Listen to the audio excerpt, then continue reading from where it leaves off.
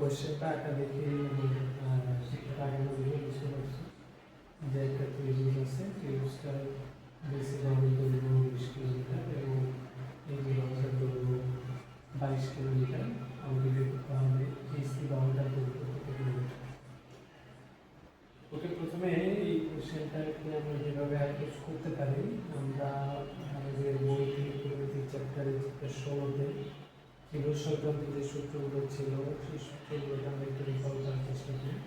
আমরা সেখানে বেশ কয়েকটি ত্রিভুজ দেখেছি। তার মধ্যে ছিল সমকোণী ত্রিভুজ, এরপরে ছিল সমদ্বিবাহু ত্রিভুজ, সমবাহু ত্রিভুজ, বিষমবাহু ত্রিভুজ। প্রথমে আইডেন্টিফাই করবো এই ত্রিভুজটা কী টাইপের ত্রিভুজ। এই ত্রিভুজটাকে যদি আমরা খেয়াল করি তাহলে দেখবো এর একটা বাহুর দৈর্ঘ্য 20 কিলোমিটার আর একটা 22 কিলোমিটার, এবং এই বাহুটা অবভিয়াসলি এই দুইটা বাহুর চাইতে বড়। তাহলে বলতে পারি এই ত্রিভুজের কোনো বাহু একটা আরেকটার সাথে সমান হবে, তাহলে দৈর্ঘ্য আলাদা হবে, অর্থাৎ বিষম।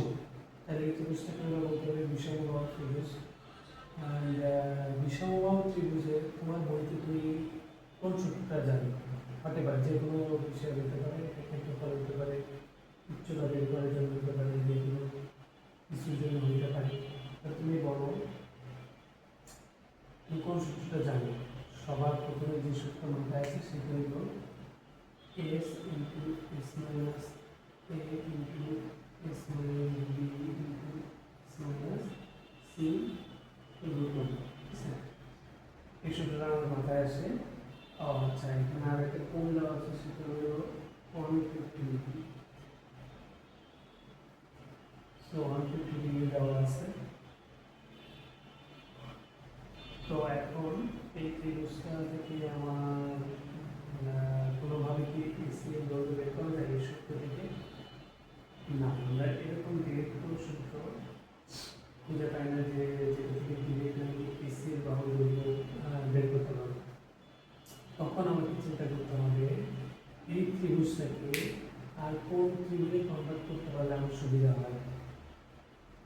যেহেতু আমি এই ত্রিভুজে আমি কাজটা করতে পারছি, তাহলে আমি চেষ্টা করবো এই ত্রিভুজটাকে সমদ্বিবাহু ত্রিভুজ বানানো যায় কিনা। তুমি এটাকে সমদ্বিবাহু ত্রিভুজ করতে পারবা না, ঠিক আছে? এরপরে তুমি কোন বাহুটাকে তুমি সমান করবে, কোন দুইটা বাহুকে তুমি সমান করতে চাইবে, সেক্ষেত্রে এটা সম্ভব না। তুমি যদি এই বাহুটাকে সমান করতে চাও তাহলে এটাকে সরায় হয়তো এই দিকে নিতে হবে, তখন আবার এই বাহুটাকে সরায় আবার অন্যদিকে নিতে হবে। তখন এই প্যারামিটারটা চেঞ্জ হয়ে যাবে, তখন অ্যাঙ্গেলটা কত থাকবে না 150 থাকবে না, তাই সমদ্বিবাহু ত্রিভুজে কনভার্ট করতে পারবো না। এরপরে যেটা আছে সমবাহু ত্রিভুজ, এটাকে সমদ্বিবাহু করা যাবে না, সমদ্বিবাহু করা যাবে না, সমবাহু করা যাবে।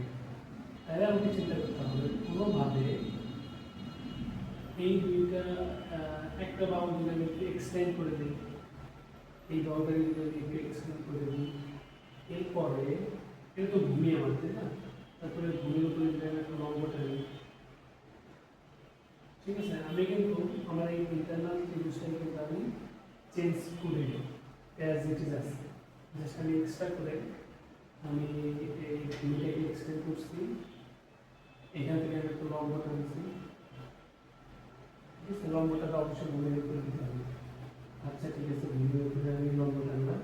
তাইলে এবার চিন্তা করো তো, এই যে এইটা এই বড় ত্রিভুজটা, এই বড় ত্রিভুজটা কি ত্রিভুজ হলো? সমবাহু ত্রিভুজ, সমকোণী ত্রিভুজ। এই কোণটা কত ডিগ্রি? 90 ডিগ্রি।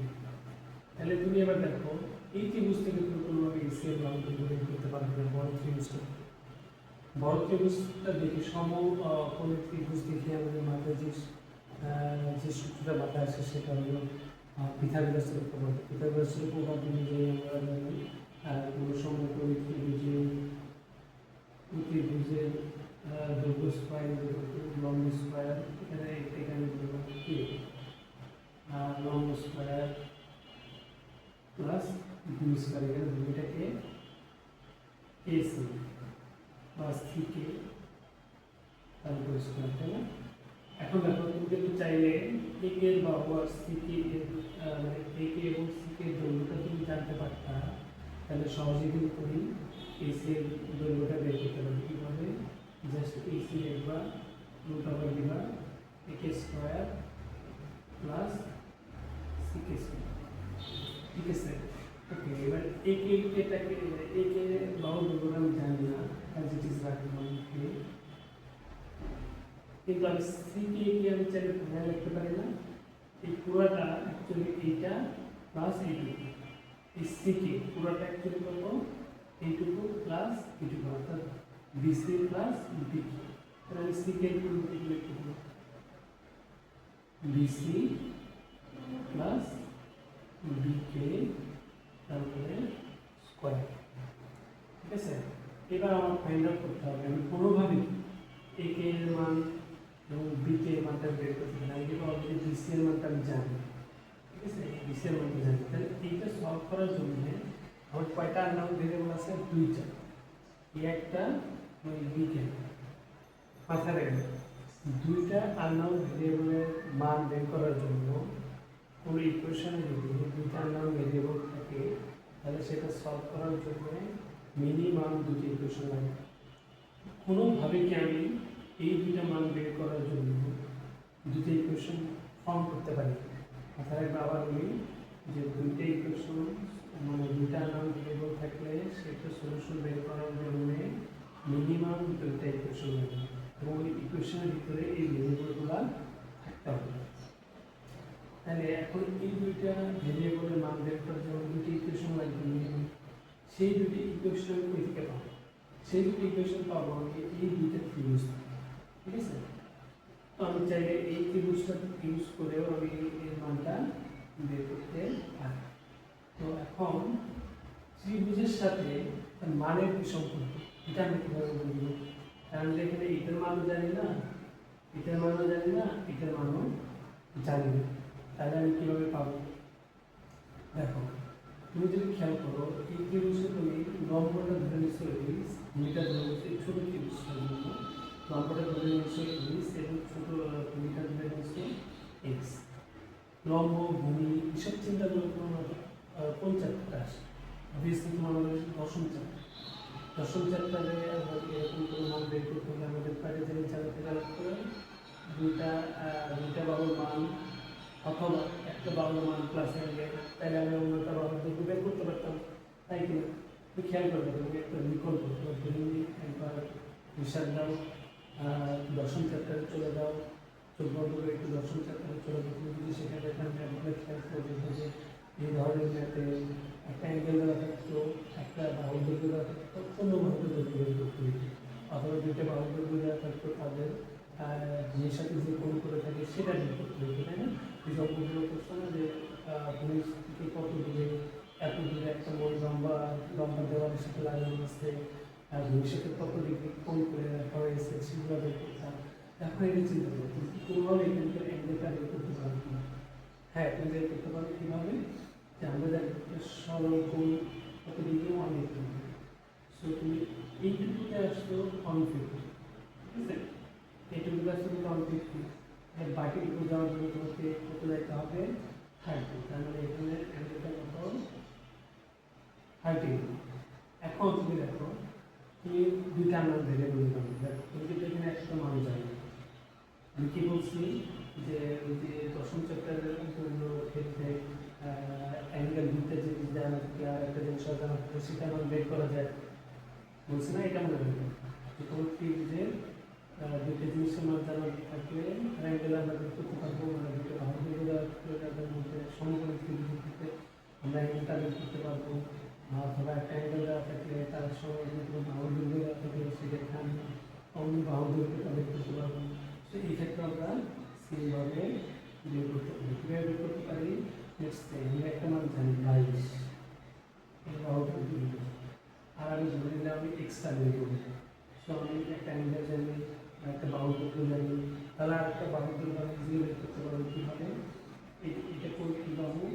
এটা হলো প্রতিভুজ, আর এটা কি ভূমি। প্রতিভুজ এবং ভূমির সাথে কার সম্পর্ক আছে? চিন্তা করো কার সম্পর্ক আছে। আমরা তাহলে লিখতে পারি যে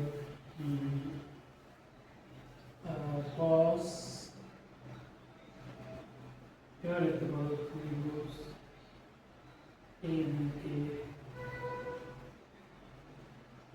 এবিকে এ cos AB equal to ABK equal to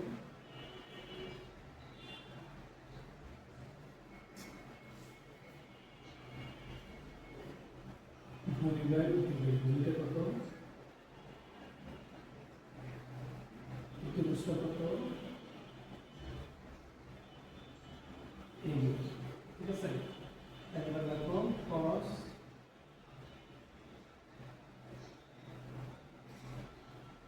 आगे बी के घटा जाएगा सेकेंड बदलना x एक और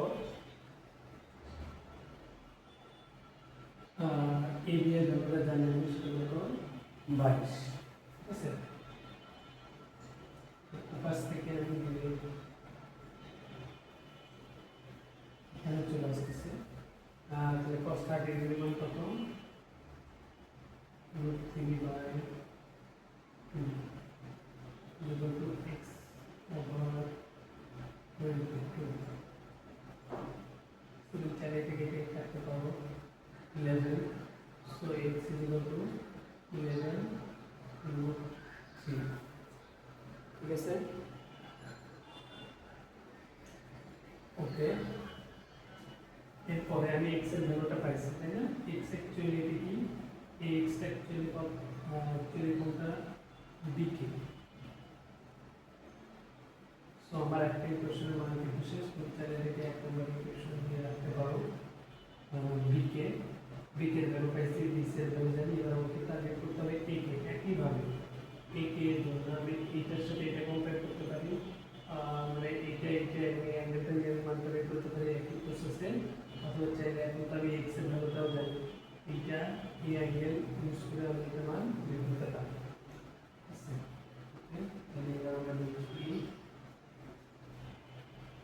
আবার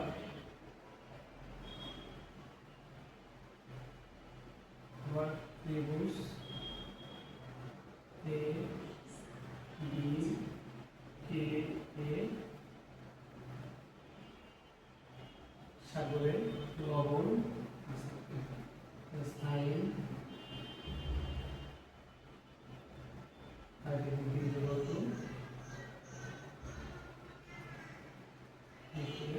divided by 10 and that is equal to half ak এর মানটা কত 22 সরি এর মানটা আমাকে বের করতে হবে it actually is 22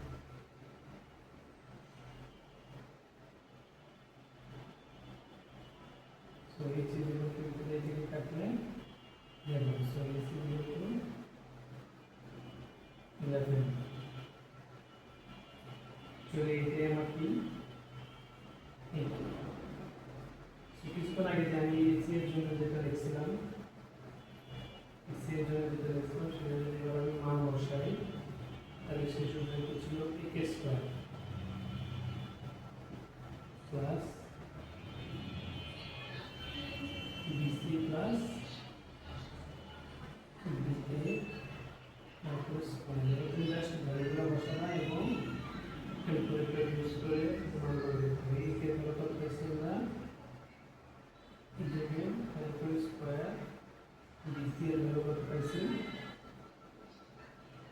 bc এর ভ্যালুটা দেওয়া আছে 20 প্লাস এরপর ছিল bk এর ভ্যালুটা আমরা ফাইন্ড আউট করছি সেটা করতে গেলে এখানে √3